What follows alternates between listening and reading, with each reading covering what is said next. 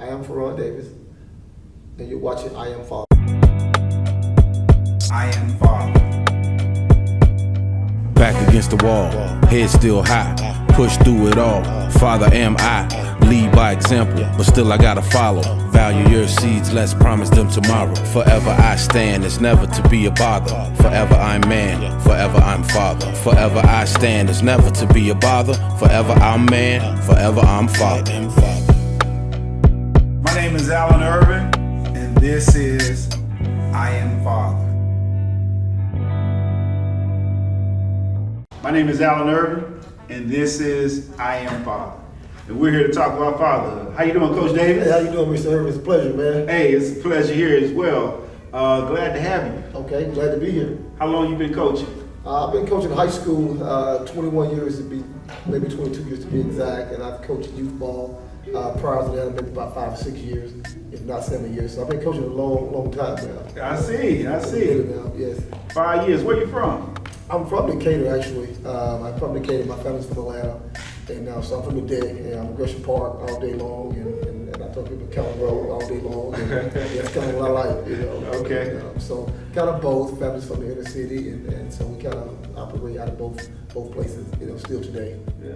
So coaching youth ball, did that influence you to be a coach? The type of coach you are now? It did. I had a man come to me, many years ago, at that time, and say, I was one of my youth coaches, and said, Coach, I want you to come and help. And I decided, pour back into young kids, because I told myself, if I didn't do that, Irvin, I don't know how my life would have really turned out. So I think pointing to kids at that time meant a whole lot to me, and I think that's what kind of kept me on track that I need to be on, to start pointing young men's life. Because I tell you, if I didn't do that, my track might have been a little bit different.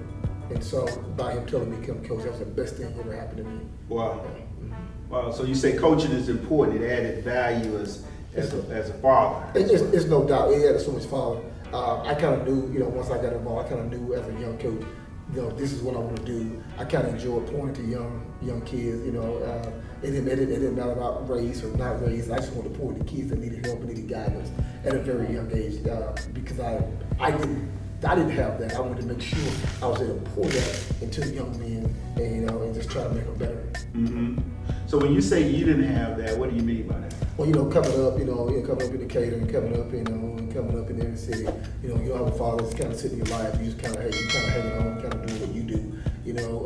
But even though mother still put me in youth ball, and she was going to do the best she could. I don't have a lot of complaints there. Mm-hmm. I can go, we all go back on our regrets and this. Absolutely. And that. But at the end of the day, that's what kind of made me push into the youth kids and why I know I did it. And I think God has a plan for me to this is who I am, this is what I've been doing, this is why He's kept His hand on me for so long. Mm-hmm. And how many kids do you have? I have 2 boys. I do. I have two young men, not 2 boys. They're men. One's 30, one's 21. And it's special to have 2 young men there to be able to pour into, both have college degree. Well, one has a college degree, and the other one is going to a senior at Albany State. And so I'm more tickled than anything. Okay. How did coaching help you to be a better father?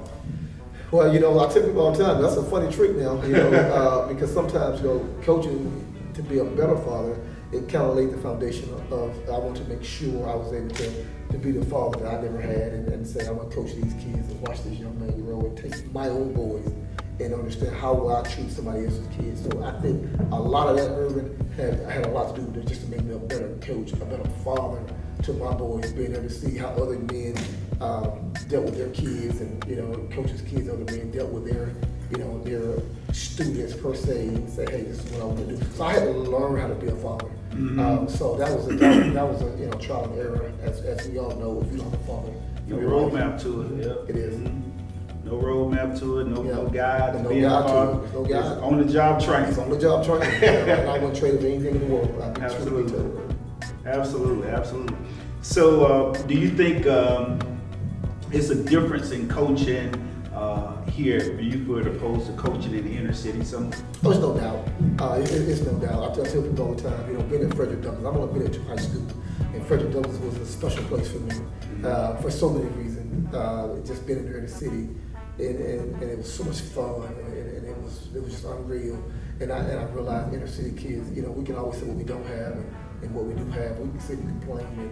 And that's one thing at Frederick Douglass we try as our staff at our school would try to block out everything that those kids did not have. And it was true that they didn't have it, but we didn't try to spend a lot of time on it. But it was a big difference. And when I came to Buford High School, and I was able to see that these kids had so much more. But I've also learned when I came to Buford High School, there were so many kids that needed my services as well. Absolutely. And that was the most shocking thing to me. But being there in the city was special. When I tell anybody anytime, there's no comparison to where I have been. It was just different. And I wouldn't trade it for the world. It's the best thing, the best experience I've ever had. Mm-hmm. You knew that you had so much to give them. Why did you think they needed you? At Buford High School or in the inner city? Both. Well, in the inner city, I knew a lot of those guys didn't have fathers. I knew they kind of went home to nothing. I kind of knew their whole structure of their parents, whether it was a mom that was at home or wasn't at home, and a dad that I know wasn't there. Mm-hmm. And some of the guys that helped, did have fathers. It was a big help in our program. We might have had 3 or 4 fathers helping us on game day, but we had 140, 150, 170 kids in our program, Mm-hmm. and you only see 3 fathers. So I knew these young men, needed me. It was so unique for me to drive in board homes and drive in Bankhead and pick up my players and say, hey, this is what I gotta go do. Right. And it felt so special. But it also, I think it also has, you look at 10, 11 years doing that, it kind of burns you out a little bit because you want to see these kids be so successful in the inner city, and you fight so many different demons, you fight so many angles, and so that's why I thought those kids in the inner city needed me. Mm-hmm. Truth be told, when I got to Buford, I realized I didn't know. I said, well, these kids don't need me at Buford. And it took me maybe 2 months once I really got heavily involved, because people think coming to Buford, coming north, kids don't have issues. They just mask the issue through financial situations. And that's what I had to realize. The financial situation was masking a lot of the kids' issues. And so I was like, hey, this kid got problems. This kid hasn't had anybody to talk to. Nobody's listening, because the money can mask so many issues. And the kids don't never complain to the parents. The parents don't ever look at the ideal of this kid got an issue, because they hide behind so much financial stuff. And these kids get to really talking, and you start understanding, hey man, this kid got an issue. It ain't about the mom and dad, it's about his personal life. And that's when I realized these kids need me, because their personal life is not where it needs to be. And that was the biggest difference versus the inner city kid. So you're looking at food, you're looking at mom and dad, you're looking at everything. They missing a whole lot. Kids at Buford they just want somebody to talk to. They want to communicate, want somebody to listen. And that was the biggest thing I learned being at Buford High School. It wasn't about mom and dad not being in the household. That's the biggest difference. Yeah. Being able to relate to them, yes, on their level. Being able to talk to them, yes, where they can listen to you. Just where they can listen. And I had to change who I was a little bit, because it was different for me. I had to be able to say, okay, how you gonna do this? And you've been in the city so long, now you hear this kid got different. How you gonna speak to this kid? Because your speaking becomes different, because the issues are different, and so you manage it different. So would you say coaching made you a better man? Oh, it's no doubt. Coaching made me a better man. Coaching made me the man who I am today. I just, like I said, I don't know, if I don't do this, I don't know what happens. I probably go down a different path, a different road, and so God put his hands on me and said, hey coach, hey Dave, this is what you're gonna do. And I didn't fight anything he told me I was going to do.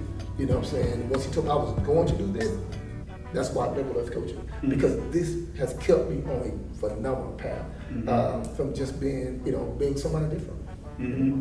Absolutely. I mean, I think for the new fathers that's coming up, if you got boys or if you got athletic kids, I mean, get into youth coaching, because that's going to teach you something about fatherhood. Yeah, and, I tell all young men, do something.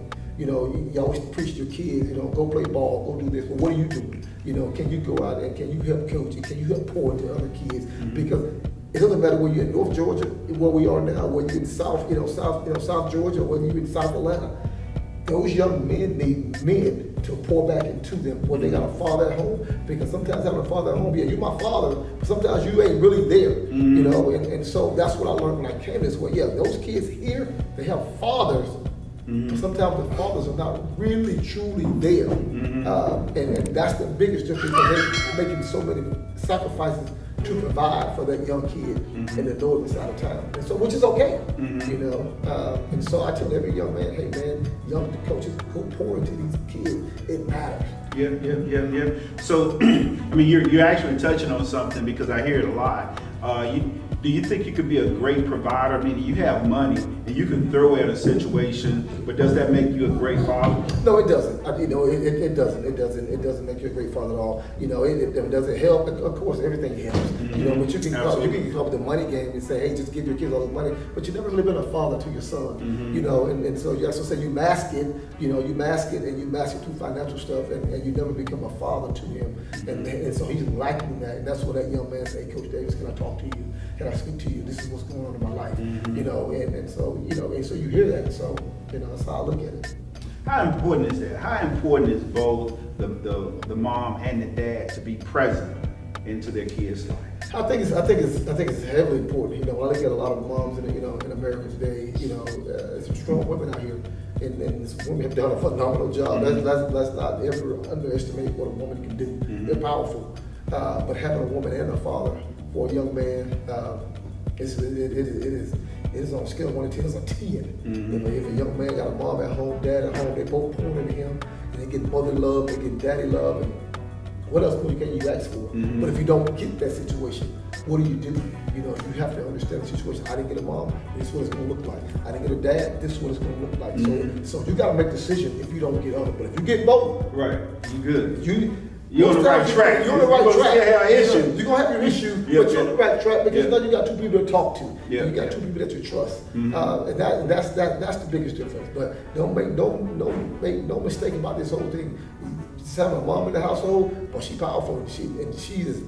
To me, she's sitting up here, you know, and I've seen some women. I look at my mom. She took it on, saying, they make a good run. They make a good run at it. You know what I'm saying? And so the run is a run. And so I see some fathers and mothers in situations, and it don't turn out great. You know, so that's just the life. And so you hope to put great core values in your kids. If the core is good and the core values are good in your kids, but you've instilled them, they're going to be successful. And if they're not successful, they're still not going to do anything to damage who they are. Yeah, I mean, that's a good point. You can actually be present in the house, but not present. Yes, exactly. Do you think you can be present from prison? It depends when it happened. It depends on what you've done within the child's, life while you were not in prison. If you did something that he's never been a part of your life, no, because if it happened when a young man is young, no, I don't think your presence can be as strong.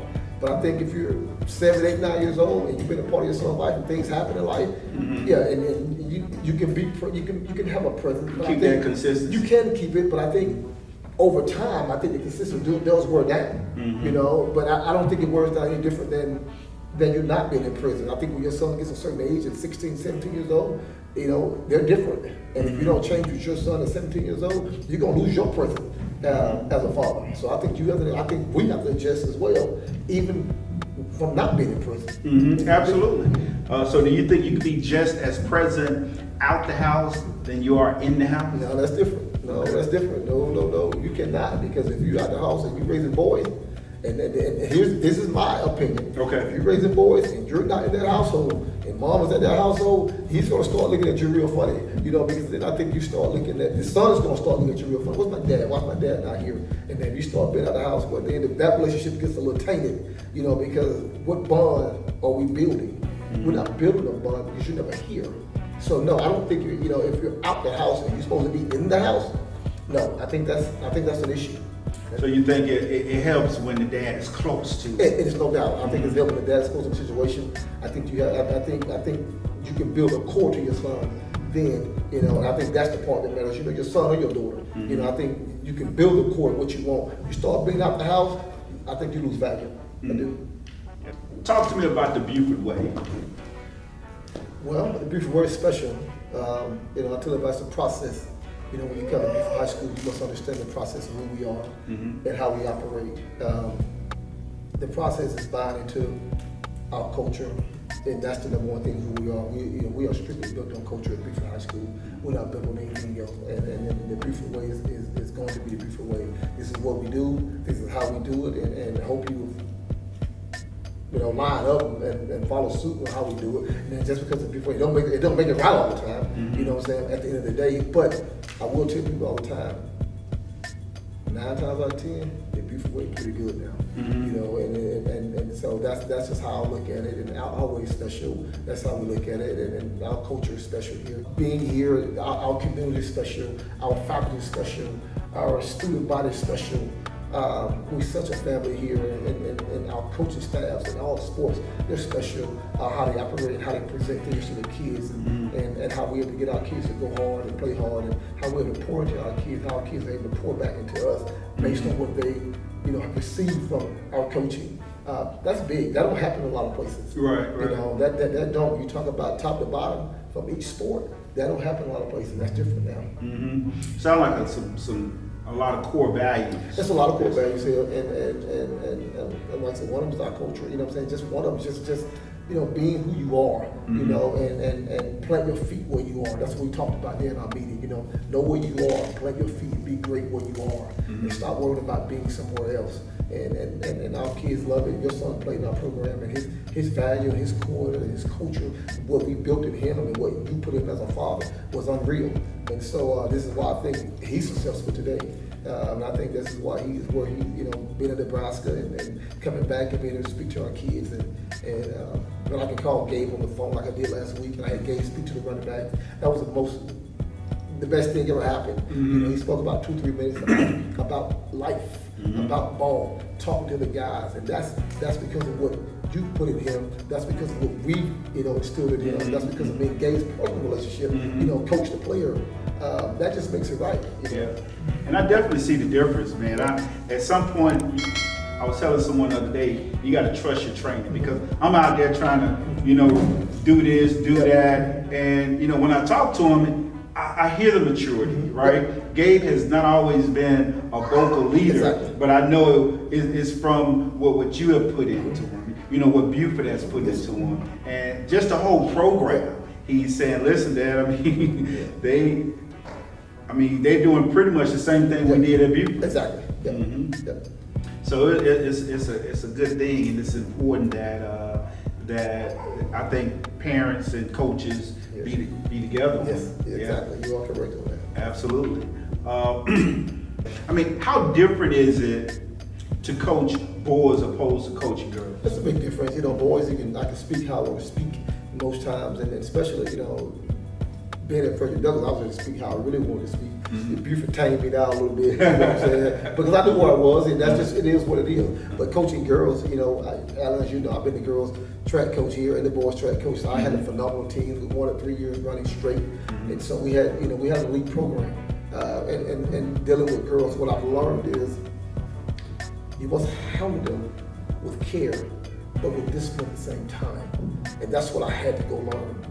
With the boys, I can just be, it kind of goes opposite. I can handle. Right. With the girls, I must show I really care and say, hey, and I'm really listening. Well, you got 2 boys. I do. So it's kind of hard. Yeah, it was kind of hard. So I had to, I called one of my mentors. I said, tell me how to deal with females, and give me a good understanding how to deal with girls. I don't know, and I'm not doing a good job of this.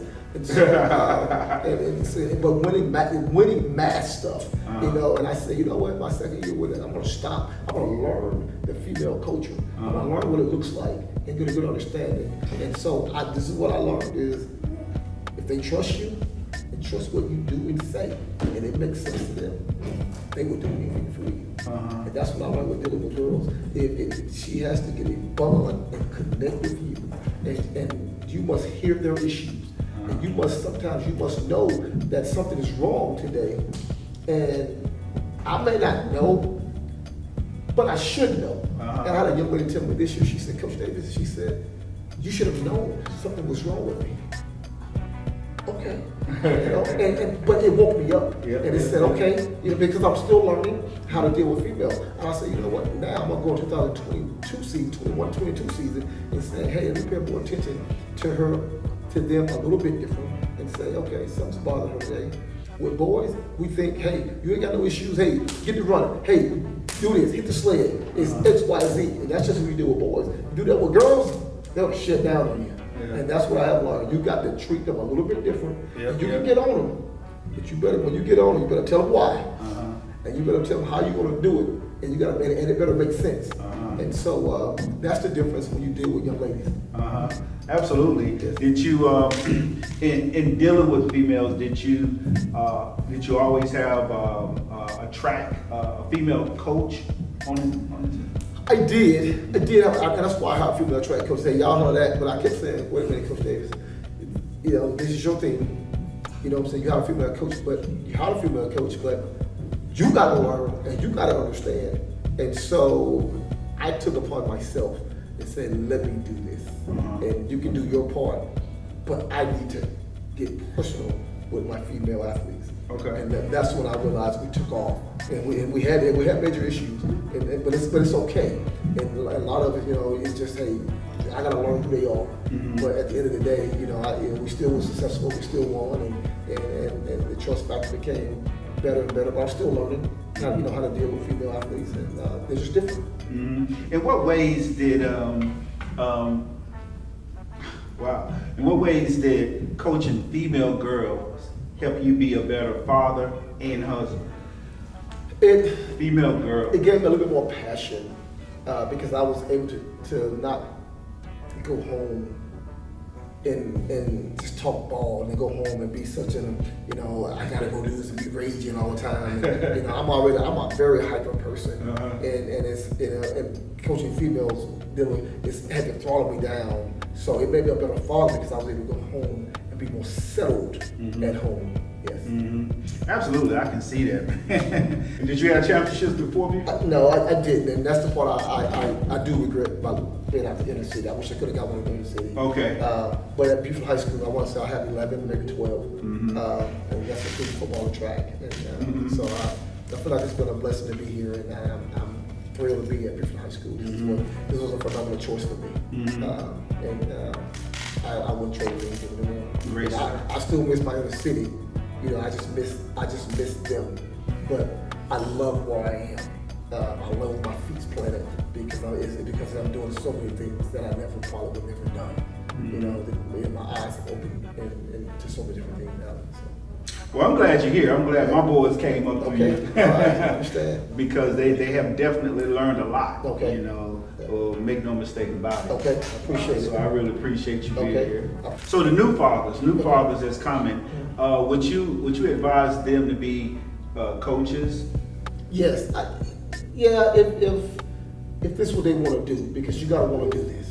Yeah. And I would at least tell them. Well, for those that have, you know, they might be athletic. You know, Yes. if the father was athletic, probably in the pros or played in college, would you recommend that they be present as a coach in some way or another?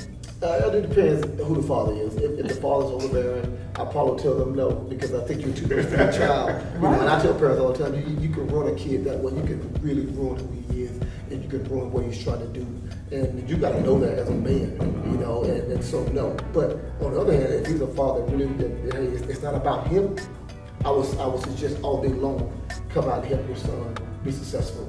And that can be hard though. It can be. I mean, it can be hard coaching your own kids. It is. I know when I coached, I had to give other coaches leeway. Look, get in his ass. Yes, I understand. You know? Yep. Absolutely. So it's hard to coach your own kid. It is very hard to coach your own kid. That's one of the most hardest things it is to coach your own kids. That's why you have to be willing to say, hey, you do this and let me do this. But just because a father coaches kid, don't make him a great coach. Because sometimes you can be ruining your son and you don't even know it. And so you have to understand the balance. If you can balance the two, then you can do it. But what you can't do is take, especially youth ball, you can't take it from the field to the car, to the house, or you're done. You're gonna lose your son. Absolutely. That would beat them over the head with it. It is. They're not going to play no more. That's one thing. You're going to take them out the game. Yeah, and that's a learning process. It is. Everybody don't know that. No. Yeah, that's a learning right. process. What advice would you give new fathers though? I would give new fathers is saying, hey, spend a lot of time with your kids. You know, I learned something this week. We had a great speaker here this past week. He talked about the blackberry, you know, and being sweet and taking time to eat blackberries are really, really good. And the guy named was Dr. Hodge, unreal guy. And I would the advice I would give fathers is the blackberry, you eat them, you take time in the sweet. Spend time with your son. Spend time with your daughter. Take some time out your day to make it matter. Whether it's 5 minutes, 10 minutes, whether it's an hour. That's the sweetest thing you can do. I would tell every father, you take some time to spend with your child throughout the day, throughout the weekend. That's the number one rule. Your work's gonna be there when you come back. Your wife, your lady is going to be there when you come back. You as a man must develop a relationship with your son, you know, or your daughter, and take some 3-4 minute conversation, and you'll be surprised and do this. And that was a phenomenal thing that Dr. Hart said this past weekend in his speech. Man, that's great. I'm glad you gave us that. Yeah.